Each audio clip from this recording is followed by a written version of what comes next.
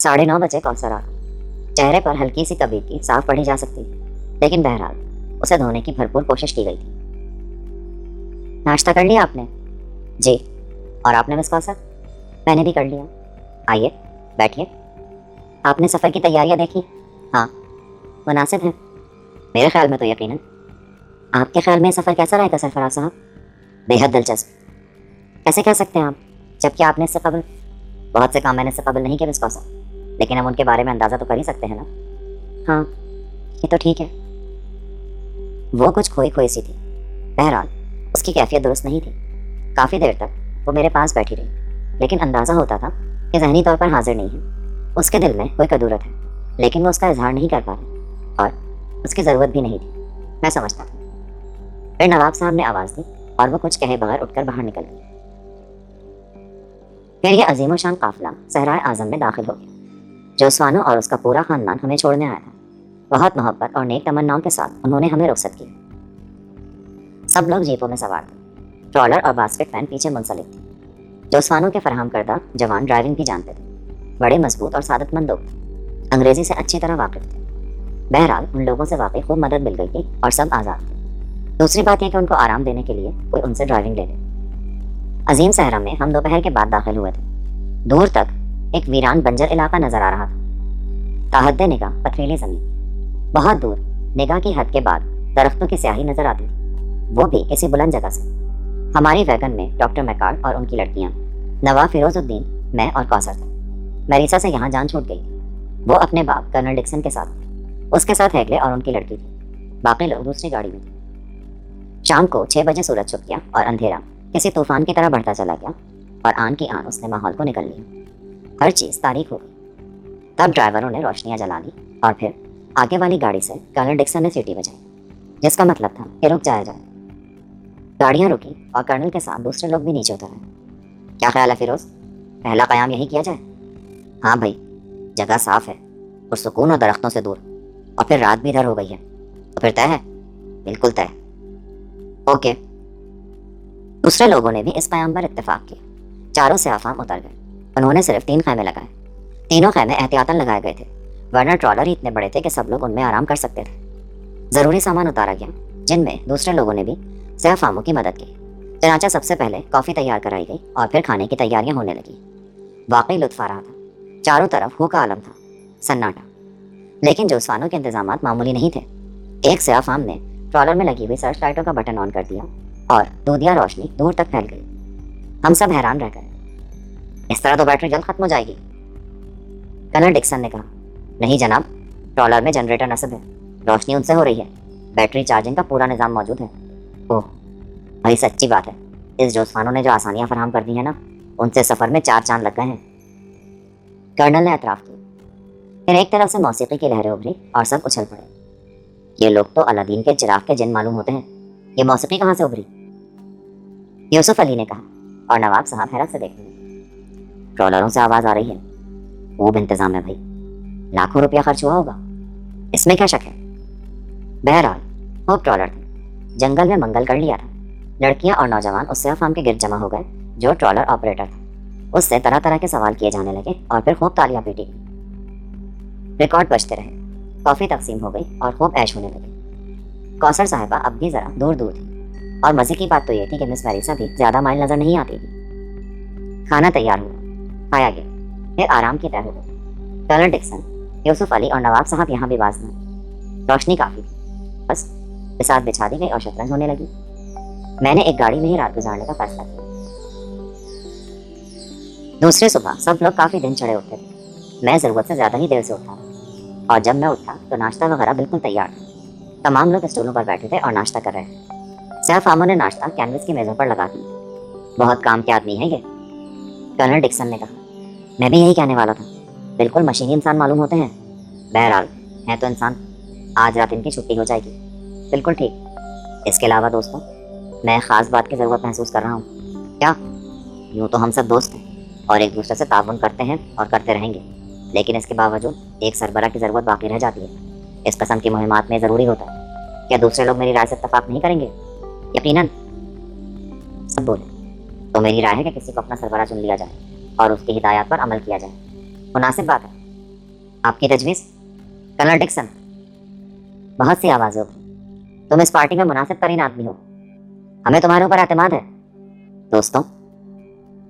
Colonel Dixon مسکراتے ہوئے بولے، میری نگاہ میں ایک اور شخص ہے، آپ لوگ سن لیں اور اس کے بعد فیصلہ کریں۔ وہ کون؟ ڈاکٹر میکارڈ، بلا شبہ سب سے معمر، سب سے زیادہ جہاں دیدہ۔ یہاں معاملہ کارکردگی کا نہیں، سربراہ کی بات ہے۔ اور دوستوں سے معذرت کے ساتھ، ڈاکٹر میکارڈ سے عمدہ آدمی اس کام کے لیے میری نگاہ میں اور کوئی نہیں ہے۔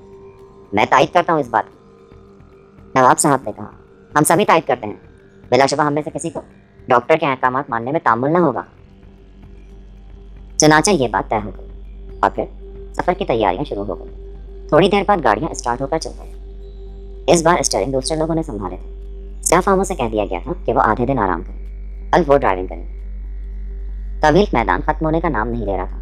درخت اب قدرے صاف نظر آنے لگے تھے، لیکن ایسا لگ رہا تھا جیسے وہ بھی دور جا رہے ہیں۔ ٹرالروں کی وجہ سے اور باسکٹ گاڑیوں کی وجہ سے رفتار بہت زیادہ تیز نہیں کی جا سکتی تھی، چنانچہ مناسب رفتار سے سفر ہو رہا تھا۔ اپنی گاڑی کا اسٹیئرنگ میرے پاس تھا۔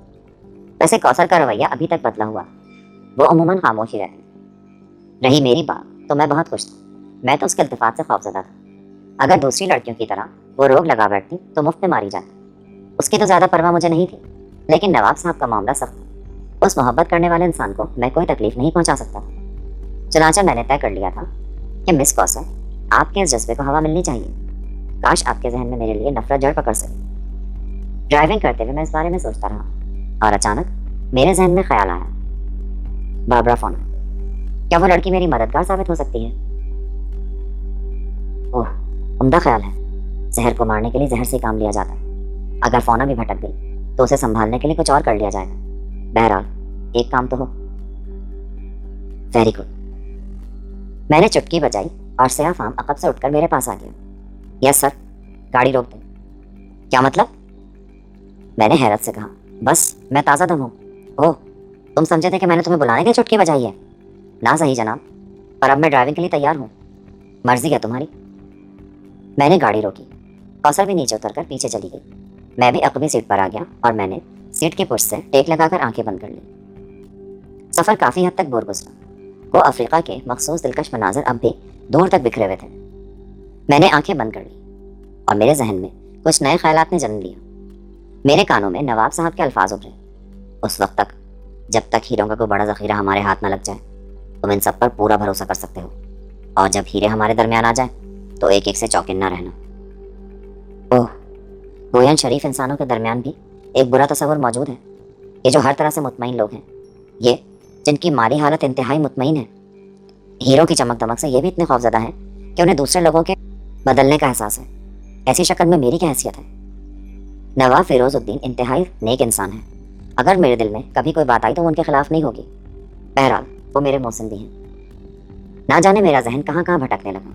فرزان عامری کی کہانی یاد آئی تو اس کے نوجوان بیٹے کا خیال آیا، اور نہ جانے کیا کیا۔ بڑی سخت کشمکش کا شکار ہو گیا تھا میں، دماغ دکھنے لگا۔ اگر میں ان لوگوں سے علیحدہ ہو جاؤں، اگر افریقہ کے کسی پراسرار خطے میں میں ان لوگوں کو چھوڑ کر چپکے سے نکل جاؤں تو یہ بات ہی صحیح ہے، میں اپنے طور پر قسمت آزمائی کروں گا۔ لیکن ابھی نہیں، ابھی تو میں افریقہ سے پورے طور پر واقف بھی نہیں ہوں، اور پھر ابھی تو بہت وقت پڑا ہے، کچھ عرصہ ان کے ساتھ گزار لوں اس کے بعد۔ لیکن پھر ایک اور خیال آیا، فرض کیا جائے ان لوگوں کو چھوڑ دوں، نواب صاحب پریشانی سے مجھے تلاش کریں، مایوس ہو جائیں، اور اس کے بعد یہ لوگ ہیرو کا ذخیرہ حاصل کر لیں، تب ان کے درمیان پھوٹ پڑ جائے تو نواب صاحب کیا کریں گے؟ کوثر کی حفاظت کریں گے یا ہیرے بچائیں گے؟ میرا خیال ہے وہ پوتا چشم انسان ہے، صرف مہمات پسند، وہ ہیروں پر لعنت بھی نہیں بھیجیں گے۔ لیکن مجھے کیا، یہ ان کا ذاتی فعل ہے، میں نے ان کی ملازمت کی ہے، وہ زندگی بھر کے لیے غلامی نہیں کی، جس کا جو دل چاہے کرے۔ رہ گئی کوثر تو وہ نیک خیال لڑکی ہے، سادہ اور پاک فطرت کی مالک، اس کی شخصیت پر داغ نہیں لگنا چاہیے۔ اگر وہ بھی عام لڑکیوں کی طرح میرے چکر میں پڑ گئی تو مناسب نہیں ہوگا۔ کسی بھی قیمت اور کسی بھی طور پر اسے محفوظ رکھنا چاہیے، ہاں اس کے لیے کتنی بڑی قیمت ادا کیوں نہ کرنی پڑے۔ وقت گزرتا رہا اور میرا دماغ بری طرح چکرانے لگا۔ سرفراز صاحب، کوثر کی آواز ابھری اور میں نے آنکھیں کھول دی۔ ارے آپ کو تو بخار ہے۔ کیا کہا آپ نے؟ آپ کو تو بخار ہے؟ اوہ نہیں، کیا میرا ہاتھ گرم ہے؟ کافی گرم ہے، لیکن میں بخار کی کیفیت محسوس نہیں کر رہا، یوں ہی گرم ہو گیا ہوگا ہاتھ میرا۔ کیا آپ سو گئے تھے؟ نہیں تو نہ جانے پاکے بن کے کیا کہہ رہے تھے؟ شاید غنودگی سے طاری ہو گئی تھی، میں نے چپتے ہوئے انداز میں کہا، اور کوثر چپ ہو گئی۔ دوپہر ہو گئی تھی، سب کو بھوک لگ رہی تھی، اور چونکہ ابھی اس قافلے میں کوئی ہنگامی کیفیت نہیں تھی، اس لیے آرام آرام سے سفر کیا جا رہا تھا، کسی کو جلدی نہیں تھی۔ دوپہر کے کھانے کے لیے گاڑیاں روک لی گئیں۔ ریتیلا میدان تھا، کسی سائے کی گنجائش نہیں تھی، لیکن ٹرالر بہترین جگہ تھی۔ چنانچہ دوپہر کا کھانا انہی میں سرو کیا گیا اور انہی میں آرام بھی کیا گیا۔ میں نے بھی دوسروں کے ساتھ کھانے میں حصہ لیا تھا، لیکن نواب فیروز الدین زبردستی ڈاکٹر بن گئے۔ انہوں نے نہ صرف میرے لیے شوربہ تجویز کیا، بلکہ اس کے علاوہ مجھے کچھ اور کھانے کو نہیں دیا۔ دوپہر کو 2 گھنٹے کے آرام کے بعد سفر پھر شروع ہو گیا، اور ہم اسی ترتیب سے چل پڑے، سوائے اس کے کہ نواب صاحب اس بار ہمارے ساتھ تھے۔ کوثر بھی حسب معمول تھی۔ راستے میں نواب صاحب کے چٹکلے جاری رہے، بلکہ انہوں نے تو شطرنج کی تجویز بھی پیش کی، جو بہرحال دوران سفر مناسب نہ سمجھی گئی۔ شام ٹھہر گئی، فضا معتدل ہو گئی، اب ریتیلا میدان بھی ختم ہو گیا تھا، اور ہم چدرے سرسبز درختوں کے درمیان سے گزر رہے تھے۔ راستوں کی طرف سے یہ لوگ مطمئن تھے، سفر مناسب راستے پر ہی کیا جا رہا تھا، یہاں تک کہ شام ہو گئی، اور چونکہ جس جگہ پر ہم تھے وہ قیام کے لیے مناسب تھی، اسی لیے ڈاکٹر میکارڈ نے یہی قیام کرنے کا فیصلہ کیا۔ بقیہ سفر ملتوی کر دیا گیا۔ سیاہ فام جلدی جلدی تیاریاں کرنے لگے۔ ان لوگوں کی پھرتی اور مستعدی مجھے بہت پسند تھی۔ منٹوں میں انہوں نے تیاریاں مکمل کر لی۔ نواب صاحب میرے نزدیک ہی کھڑے تھے۔ بڑے شاندار جوان ہیں۔ کون؟ ان افریقی نوجوانوں کے بارے میں کہہ رہا ہوں۔ جی، مجھے بھی بہت پسند آئی ہے۔ تم دیکھو کہ جس شعبے میں ہیں کمال کو پہنچے ہوئے ہیں، بس بدقسمت ہے کہ سفید قومیں انہیں ابھرتے نہیں دیکھ سکتی، ورنہ انہوں نے تو سارے راستے مسدود کر دیے ہیں۔ ایسے شعبے سے انہیں دور رکھتے ہیں جو کسی خاص اہمیت کا حامل ہو۔ درست کہا آپ نے۔ اب طبیعت کیسی ہے تمہاری؟ طبیعت خراب ہی کب تھی جناب؟ بس گڑبڑ نہیں ہونی چاہیے تمہاری طبیعت۔ کوثر بیٹے، خیال رکھنا کوئی الٹی سیدھی چیز نہ کھا لیں۔ نواب صاحب مسکرانے لگے، لیکن کوثر کا چہرہ سپاٹ رہا۔ حسب معمول موسیقی شروع ہو گئی۔ مہم کیا تھی؟ اچھی خاصی پکنک تھی۔ پسندیدہ ریکارڈ سنے جا رہے تھے، فرمائشیں ہو رہی تھیں، پھر نوجوان لوگوں نے رقص کا پروگرام بنا لیا، لیکن میری طبیعت کافی گری ہوئی تھی۔ میں اس طرف نہ گیا اور کسی سنسان گوشے کی تلاش میں چل پڑا۔ بہرحال زیادہ دور جانا مناسب نہ تھا۔ میں ایک درخت کے نیچے گھاس پر لیٹ گیا اور اپنے پروگرام پر غور کرنے لگا۔ یہ بھی سوچا کہ اچانک طبیعت کیوں خراب ہوئی۔ اتنے میں کوثر میرے نزدیک آ گئی۔ سونے کی کوشش ہو رہی ہے؟ نہیں، بس ہنگامے سے اکتا کر یہاں آ گیا تھا۔ ریکارڈنگ بند کروا دوں؟ ارے نہیں، دوسروں کو اپنے طور پر جینے کا حق ہے۔ آپ یہ حق تسلیم کرتے ہیں؟ کیوں نہیں؟ پھر کبھی کبھی دوسروں سے جینے کا حق چھیننے کی کوشش کیوں کرتے ہیں آپ؟ کوثر کے لہجے میں اداسی گھل گئی، اور میں سمجھ گیا کہ کوثر کس انداز میں گفتگو شروع کر رہی ہے۔ آپ نے میرے اندر کوئی تبدیلی نوٹ کی ہے؟ ہاں۔ اس کی وجہ نہیں پوچھی آپ نے؟ نہیں۔ کیوں؟ یہاں پر بات رک گئی، کیونکہ اب مجھے جواب دینا تھا، اور میرے جواب کی ابتدا ہی چونکا دینے والی ہونی چاہیے تھی، ورنہ بات آگے نہ بڑھ پاتی۔ جواب دیں سرفراز صاحب، آپ نے مجھے اس قابل کیوں نہیں سمجھا؟ یہ بات نہیں ہے کوثر۔ پھر؟ دراصل پچھلے دنوں سے میں اپنے اندر ایک تبدیلی محسوس کر رہا ہوں۔ کیسی تبدیلی؟ میں سوچنے لگا ہوں کہ انسان نہایت بے حقیقت ہے۔ وہ خود کو مختلف شکلوں میں ڈھال لیتا ہے، ضمیر کی باتیں کرتا ہے۔ کتنے انسان ہیں جو اپنے ضمیر کو زندہ رکھ کر خود بھی زندہ ہیں؟ میرے خیال میں اس دنیا میں ایک چیز زندہ رہ سکتی ہے، خود انسان یا اس کا ضمیر۔ اگر ضمیر کو زندہ رکھنا چاہتا ہے تو انسان کو خود مرنا ہوگا۔ کیا کہہ رہے ہو سرفراز؟ جو کچھ کہہ رہا ہوں اس کا وہی مطلب ہے۔ لیکن میرے خیال میں تمہارا ضمیر زندہ ہے۔ ہاں، اسی لیے میں زندہ درگور ہوں۔ کیا مطلب؟ میں سمجھی نہیں۔ تم کہنا کیا چاہتے ہو؟ حسن کائنات، اس دنیا پر میرا بھی حق ہے۔ کس نے تمہیں تمہارے حق سے بے دخل کرنے کی کوشش کی ہے؟ خود میری اپنی ذات۔ میں نے خود کو خود میں محصور کر رکھا۔ میں نے اپنے اوپر اخلاق کے پردے ڈالے ہوئے ہیں۔ میرا دم گھٹ رہا ہے ان دبیز لبادوں میں۔ میں بھی باہر کی کھلی فضا میں سانس لینا چاہتا ہوں۔ کیا تم مجھے انسان نہیں سمجھتی کوثر؟ بتاؤ، کیا میں بے جان ہوں؟ کیا ہو گیا سرفراز تمہیں؟ کیا ہو گیا؟ کوثر خوفزدہ انداز میں بولی، بتا چکا ہوں، شرافت و انسانیت کے وزن سے میں تھک گیا ہوں، آزادی چاہتا ہوں۔ لیکن یہ آزادی ضمیر کی موت ہوتی ہے۔ نفرت ہے مجھے ضمیر سے، سب سے بڑا دشمن ہے یہ میرا۔ گویا اب تم اسے بے حیثیت کر دینا چاہتے ہو؟ ہاں۔ نہیں سرفراز، تمہارا ضمیر تو تمہیں عام انسانوں سے ممتاز کرتا ہے۔ میں اپنے اور ان کے درمیان کوئی فرق نہیں رکھنا چاہتا۔ کچھ نہ رہے گا تمہارے پاس سرفراز، میں کچھ رکھنا بھی نہیں چاہتا۔ سوچو، غور کرو۔ وہ اٹھتے ہوئے بولی، کہاں جا رہی ہو؟ کیا مطلب ہے تمہارا؟ تم میری کوئی مدد نہیں کرو گی کوثر؟ تم میری کوئی مدد؟ سرفراز، تم نے بڑی حسین عمارت توڑ دی ہے، تم اچانک پلاش ہو گئے ہو۔ टूटे पत्थर कभी नहीं जुड़ते। कोई जज्बा, कोई जुनून इंसान के हवास तो मुअत्तल कर देता है, लेकिन बदहवासी के आलम में भी उसकी हैसियत बरकरार रहती है। मुमकिन अंदर से तुम ऐसे ही हो जैसे नजर आ रहे हो। मुमकिन आज तुम्हारी असल शख्सियत सामने आ गई हो। तुमने अच्छा नहीं किया। तुमने हाँ, मेरी असल शख्सियत यही है। कौन से ताजमहल बना दिए मेरी शराफत ने। मुझे किसी ताजमहल की ज़रूरत नहीं है। मैं इंसान हूँ और मुझे इंसान ही रहने दो। फरिश्तों की सफ में ना खड़ा करो मुझे। चली जाओ, ले जाओ मेरे पास से अपनी शराफत, वरना मैं तुम्हें भी ख़राब कर दूंगा। जाओ कौसर, चली जाओ यहाँ से। हाँ, यह अफ्रीका है, वहशी दरिंदों की बस्ती। मैं अपने आप को महफूज रखना चाहती हूँ।